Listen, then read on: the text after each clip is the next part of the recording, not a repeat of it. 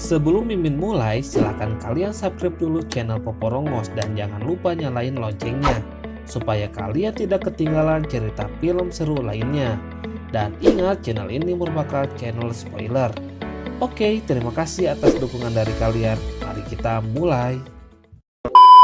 Di awal film kita dibawa ke tahun 1981, di mana Ed dan Lorraine Warren, sang tokoh paranormal dalam dunia Conjuring, diundang ke sebuah rumah keluarga Gleason untuk mendokumentasikan pengusiran setan yang merasuki tubuh seorang bocah yang berumur 8 tahun bernama David. Tuh rumah terlihat sudah habis dikacaukan oleh iblis cakar di mana-mana. Pecahan kaca terlihat berserakan dan rumah pun kayak kapal pecah. Ed sedang membacakan doa sambil menunggu pastor yang akan melakukan ritual pengusiran roh jahat di tubuh sang bocah. David terlihat lelah dan diantarkan ke kamar untuk beristirahat oleh Arnie. Arnie ini pacarnya Debbie, kakaknya David ya. Di kamar Arnie membesarkan hati David, dengan bilang doi ini tangguh bener bisa melawan roh jahat. Selagi ngobrol suara mobil pastor pun terdengar di luar rumah. Beberapa saat kemudian, si David dikunjungi lagi oleh sang roh iblis. Dia mencoba lari ke kamar mandi untuk bersembunyi. Tapi apa daya akhirnya dia kerasukan lagi. Dia berteriak sangat keras, hingga seluruh orang yang berada di bawah naik ke atas. Si David yang sudah kerasukan langsung menancapkan pisau ke kaki ayahnya. Ed langsung membawa David ke bawah untuk dilakukan ritual pengusiran roh iblis. Si David berontak sekuat tenaga. David pun diletakkan di atas meja makan. Proses pengusiran arwah jahat dimulai. Sang pastor membacakan ritual, sedangkan yang lain memegang sekuat tenaga tubuh David. David melilit badan sendiri, dia pun melempar-lempar piring ke udara. Dan salah satu piring tersebut mengenai pastor sehingga ia roboh. Ed mencoba melanjutkan ritual tapi tidak berhasil dan makhluk pun tidak mau pergi. Bahkan tuh iblis menjatuhkan Ed dan menyerang jantungnya sampai susah napas. Akhirnya Arnie mengajak ngobrol tuh iblis yang merasuki tubuh David. Dia mengatakan dia aja yang dirasuki, jangan anak kecil. Dia sempat bilang kok setan beraninya sama bocah, kalau emang berani rasukin saja saya. Karena perkataan ini akhirnya tuh makhluk merasuki tubuh Arnie. Dan suasana kembali tenang, seolah tuh iblis sudah pergi. Kejadian perpindahan ini hanya disaksikan oleh Ed. Adegan selanjutnya kita dibawa ke rumah sakit, di mana Ed ternyata terkena serangan jantung akut akibat serangan iblis tadi. Lorraine dengan setianya menunggu Ed. Pastor masuk ruangan dan menyuruh Lorraine untuk beristirahat dan pulang, tapi ditolak oleh Lorraine. Dia bilang di mana ada Ed di situ ada dia. Setelah peristiwa tersebut kehidupan mereka kembali seperti sedia kala. David sudah sembuh dan bermain-main. Dan Arnie untuk mengajak Debbie pindah entah kemana. Tapi Debbie belum setuju karena dia ada kerjaan, yaitu menjaga anjing-anjing orang yang dititipkan. Tapi kedamaian ini tidak berlangsung lama. Kejadian-kejadian aneh pun dirasakan oleh Arnie. Seperti melihat benda-benda jatuh sendiri hingga sampai melihat orang di depannya dan mencekiknya. Di adegan selanjutnya Arnie sedang menebang pohon. Tetapi gergajinya ngadat. Dan dia merasa seperti ada orang yang mengamatinya dari jendela. Pas dia nenggok, dia hilang. Gergaji Arnie tiba-tiba nyala dengan sendirinya, dan hampir mencelakai rekannya di bawah. Di lain pihak Ed akhirnya kembali siuman. Dan tanpa basa-basi dia mengatakan bahwa iblis belum hilang dari keluarga Gleason. Dan makhluk sesat itu ada di tubuh Arnie. Dia meminta Lorraine untuk menghubungi keluarga tersebut. Lorraine pun menelepon keluarga Gleason tapi tidak ada yang angkat telepon. Karena tidak ada yang mengangkat telepon, akhirnya Lorraine menelepon polisi. Ya mau gimana, diangkat si Bruno, sang pemilik perusahaan penitipan anjing itu, memutar musik dengan keras banget dan mengajak Arnie dan Debbie joget. Arnie terlihat agak celeng ya Gus, kayak mabuk gitu. Dia halu dan melihat penampakan yang beda ama kenyataan. Dia melihat seolah-olah Debbie sedang diserang ama iblis dan segera menyelamatkannya. Padahal si Debbie sedang joget dengan si Bruno. Karena Arnie melihatnya beda, lalu dia langsung menikam Bruno sebanyak 22 kali sadis abis. Arnie pun akhirnya ditangkap oleh kepolisian. Di dalam tahanan, Ed menyuruh Arnie membaca Alkitab. Si Arnie membacanya dengan lancar. Ini membuat Ed dan Lorraine bingung. Karena si Arnie membacanya dengan lancar, berarti Arnie sudah tidak kerasukan. Karena kalau kerasukan gak mungkin dia bisa baca Alkitab dengan lancar. Akhirnya Ed menemui seorang pengacara untuk membela Arnie. Sang pengacara tidak mau bela Arnie karena sudah jelas dia pelakunya dan bersalah. Tetapi Ed meyakinkan pengacara itu bahwa Arnie kerasukan pada waktu itu, jadi bukan dia yang melakukannya. Sang pengacara tidak percaya dengan hal-hal gaib itu. Si Ed tidak kehabisan akal untuk meyakinkan pengacara Ed menyuruh datang ke rumahnya, dan bertemu dengan Annabelle. Pengacara langsung bilang siap. Nah guys, di adegan berikutnya kita dibawa ke pengadilan. Di sini terlihat si pengacara wajahnya pucat dan gemetaran. Dia langsung membela Arnie dan mengatakan ke hakim kalau Arnie tidak bersalah. Karena dia dirasuki iblis saat itu, hakim dan hadirin langsung pada bengong. Kayaknya nih pengacara berubah pikiran abis berjumpa dengan Annabelle. Laurien masih curiga tuh ama iblis. Mana mungkin itu iblis keluar begitu saja dari tubuh orang? Dia bersama Ed langsung meneliti lebih detail. Mereka memutar ulang rekaman yang mereka lakukan pada awal mereka menangani peristiwa kerasukan si David. Dulu sebelum David kerasukan, ia sekeluarga pindahan ke rumah baru. Di sana David jalan sendiri di dalam rumah, dan memasuki sebuah kamar. Kamar ini ternyata memiliki tempat tidur yang berkasur air. Si David pun langsung loncat-loncat, dan akhirnya dia ditarik oleh sebuah arwah jahat dari dalam kasur. Inilah asal-muasal si David kerasukan ya Gus. Ed dan Laurien terus menelusuri rumah mencari jawaban dari peristiwa ini. Di bawah itu rumah Laurie menemukan sebuah tengkorak yang dikelilingi tikus. Dari penemuan ini Laurie dan Ed berkesimpulan kalau David ini kena kutukan. Dan kutukan ini berpindah dari David ke Arnie. Kutukan ini akan hilang jika ada nyawa yang melayang. Itulah sebabnya Arnie sekarang tidak kerasukan iblis tersebut. Pertanyaannya sekarang adalah kira-kira siapa orangnya yang simpan itu kutukan? Sang pastor menyuruh Ed dan Laurien pergi menemui Pastor Kastner. Mungkin dia tahu dengan masalah ini.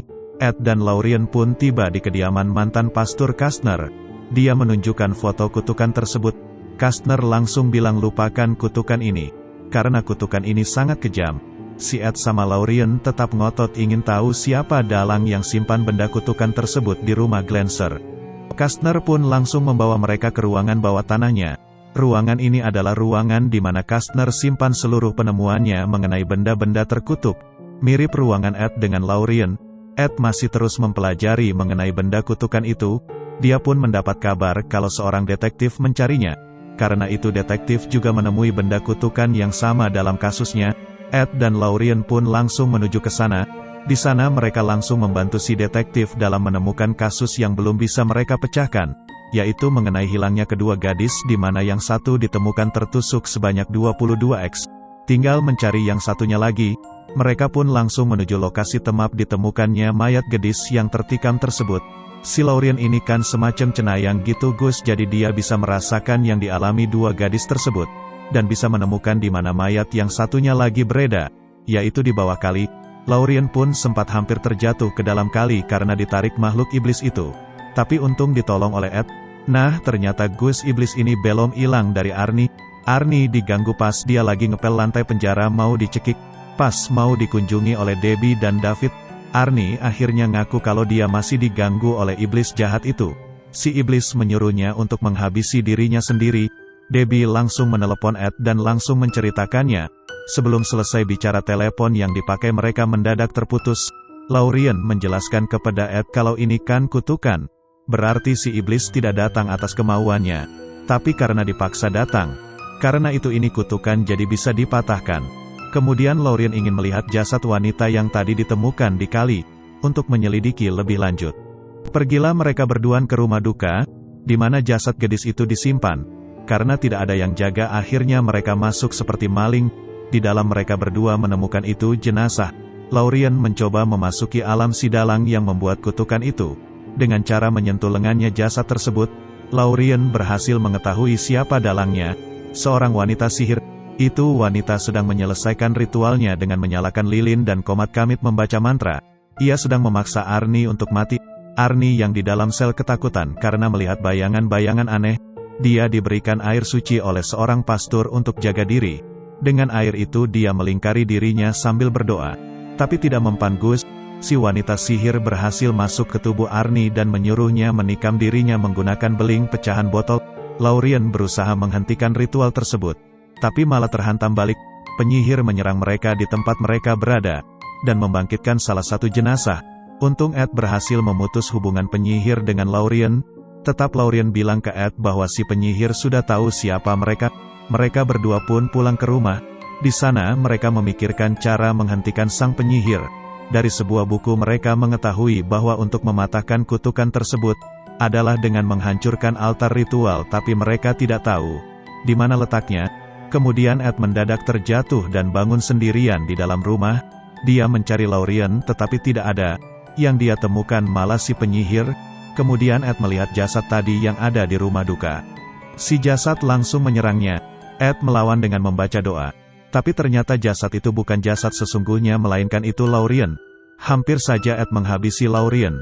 Kalau tidak dicegah oleh anaknya, ternyata si Ed ini sudah terkena kutukan juga. Jadi dia bisa terpengaruh sama tuh iblis. Mereka semua mencoba untuk memecahkan masalah ini. Debbie pergi menemani Arnie yang sudah dibius. Sedangkan Laurien pergi ke Kastner untuk meminta bantuan untuk menerjemahkan beberapa kalimat yang ada di dalam buku tersebut. Sedangkan Ed dan anaknya mencoba mencari tahu letak altar si penyihir. Laurien yang tiba di rumah Kastner menceritakan bahwa sekarang suaminya si Ed terkena kutukan. Kastner pun akhirnya mengetahui ini adalah ulah dari anaknya. Dia sedih karena dedikasinya yang tinggi untuk menghancurkan aliran sesat. Malah anaknya yang menganut aliran tersebut. Laurien kaget kenapa tidak dikasih tahu sebelumnya. Tapi Kastner bilang tidak mungkin itu ia lakukan karena dia adalah putrinya. Laurien merasakan kalau si penyihir sudah ada di dalam rumah. Kastner menyuruh Laurien pergi untuk menyelusuri lorong-lorong di bawah tanah. Di sana ia akan menemukan altar tersebut dan harus segera menghancurkannya. Sang putri atau penyihir itu ternyata emang sudah ada di dalam rumah itu. Tanpa basa-basi dia langsung menghabisi sang ayah. Laurien terus menelusuri lorong-lorong bawah tanah dan mencari altar tersebut. Akhirnya dia berhasil menemukannya. Dia mencoba untuk menghancurkan itu altar. Tapi apa daya dia tidak sanggup. Si penyihir pun sudah tiba di hadapannya. Laurien pun lari sambil teriak. Nah si Ed dan anaknya pun telah mengetahui di mana kira-kira letak altar tersebut. Dia langsung bergegas ke sana dan menyuruh anaknya untuk menghubungi polisi. Sesampai di kediaman Kastner, Ed berteriak memanggil Laurien. Dia mendengar teriakan Laurien dari dalam gorong-gorong. Ed kemudian membuka pintu gorong-gorong dan masuk ke dalamnya. Laurien sudah tertangkap oleh si penyihir dan hampir tertusuk. Untung saja dia berhasil kabur lagi. Ed yang sedang mencari Laurien tiba-tiba didatangi si penyihir yang menyamar menjadi Laurien. Dia meniupkan semacam guna-guna ke mata Ed. Ed pun kerasukan lagi. Si penyihir kemudian melanjutkan ritualnya sehingga Arnie menjadi kerasukan dan meronta-ronta. Dia berhasil lepas dari borgolnya, dan kemudian berusaha untuk menikam dirinya sendiri. Tindakan ini dicegah oleh Debbie. Sedangkan Ed memukul membabi buta ke segala arah. Laurien terus berusaha menyadarkan Ed dari pengaruh guna-guna. Akhirnya Laurien berhasil menyadarkan Ed, dan Ed langsung mengarahkan palunya ke arah altar tersebut hingga membelahnya jadi dua. Karena altar hancur semua efek guna-guna langsung hilang. Arnie sadar diri lagi. Karena itu altar sudah hancur. Si iblis ngamuk dan membalasnya ke si penyihir. Si penyihir langsung dibawa iblis ke neraka. Polisi pun seperti biasa Gus tiba di lokasi setelah kejadian selesai. Di akhir adegan ditunjukkan oleh Ed yang menambah lagi koleksinya, yaitu cendawan dari altar ritual tadi. Sedangkan Arnie sedang menunggu untuk dibacakan keputusan mengenai sidangnya. Dan akhirnya Arnie didakwa 5 tahun penjara, jauh lebih ringan dari tuntutan jasa penuntut yaitu hukuman mati. Kemudian Arnie menikah di dalam penjara dengan Debbie. Ya itulah akhir cerita dari film Conjuring.